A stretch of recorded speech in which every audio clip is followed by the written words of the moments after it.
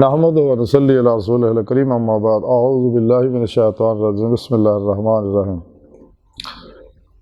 وَاعْبُدْ رَبَّكَ حَتَّى يَأْتِيَكَ الْيَقِينُ۔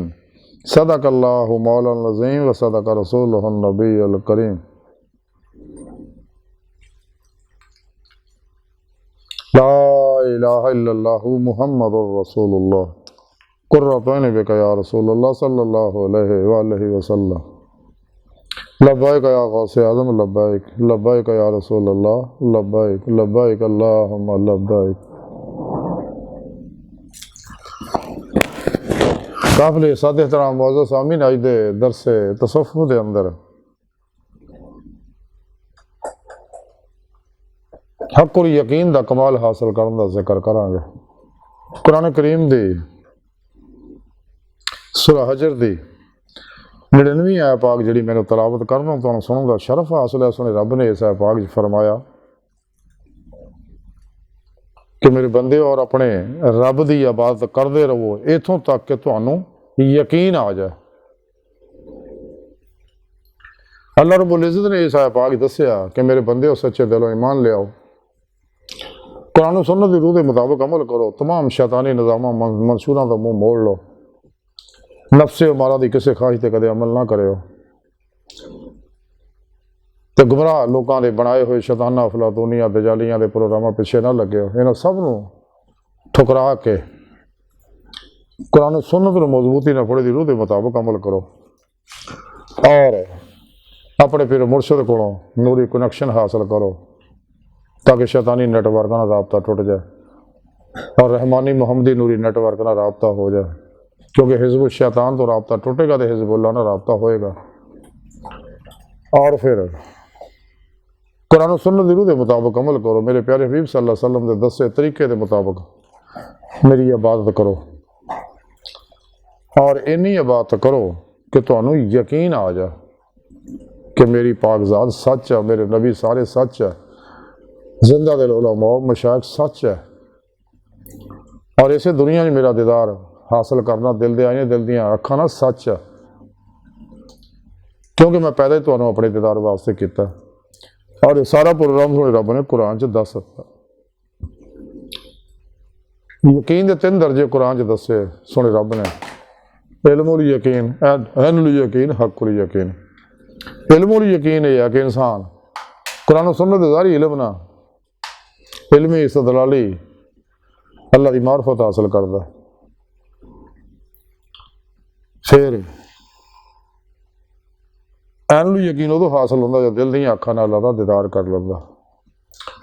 تے حق الیقین ادو حاصل ہو جاتا جب دائمی حضوری اللہ سونے دی حاضر ہو جاندی ہے۔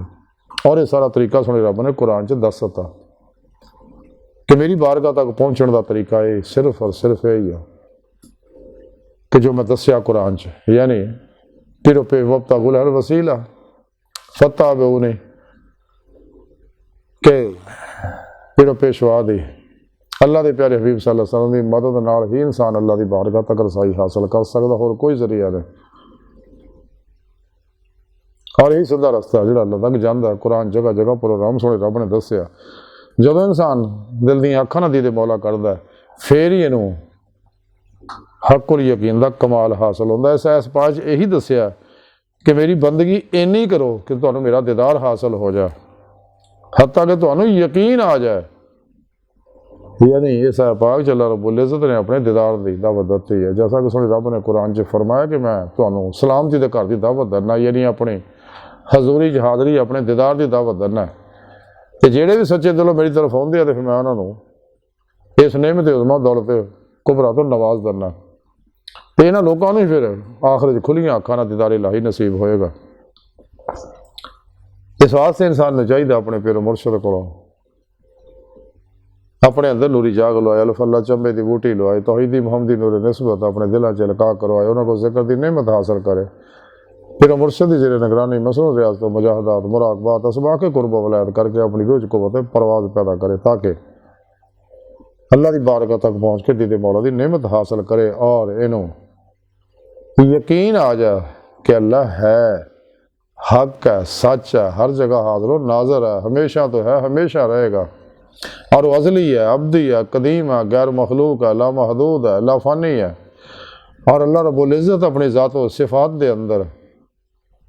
ہر کمی و خطا، جہر و عرض، تجسیم و تشبیہ، حلول و اتحاد، کیف و جہت، مثل و مثال تو پاک یکتا و یگان ہے اور واحد لا شریک ہے، حتیٰ کہ تمہیں یقین ہو جائے۔ یہ حقیقی یقین انسان نو حق یقین ادو ہی حاصل ہونا جدو دل دیا اکھاں نہ دل دے آئینے چ دیدار الہی کرے گا۔ اور یہ سارا پروگرام سنے رب نے قرآن چ دسیا۔ اج دی ساری گفتگو کا خلاصہ ہے کہ سانو چاہیے کہ سچے دلوں ایمان لے آئیے، سچی توبہ نسوخ کریے، پھر پیشوا دی بارگاہ چ حاضر ہو کے انہوں کو رہنمائی لئیے، اپنی اصلاح کرائیے، نفس امارہ نو مطمئنہ بنائیے اور راہ مولا دے مسافر بنیے اور دل دے آئینے دل دیاں اکھاں نال دیدار الہی حاصل کریے تاکہ سانو حق الیقین دا کمال حاصل ہو جائے۔ تے اللہ سونے دی بارگاہ دل دی گہرائیاں دعا ہے کہ اللہ سونا ہستا بڑے حقیر، پر تقصیر، ماڑے، کمزور، کم علم، عاجز، مسکین، بے سہارا انسان ہے، سائے پیرو پیشوا دے تیرے پیارے حبیب صلی اللہ علیہ وآلہ وسلم دے ساڑا کوئی سہارا نہیں، تیری ذات تو علاوہ ساڑا کوئی سہارا نہیں۔ سانو دنیا قبر اور آخرت سارا عطا فرمائے، اپنے دائمی دیدار دی نعمت عظمی دولت کبرا عطا فرمائی تاکہ سانو حق الیقین دا کمال حاصل ہو جائے، عرفان حقیقی، ایمان حقیقی، فقر محمدی صلی اللہ علیہ وسلم دا کمال حاصل ہو جائے۔ اللہ اکبر کبیر، اللہ بس، باقی سب حوث ہے، وما علینا الا البلاغ المبین۔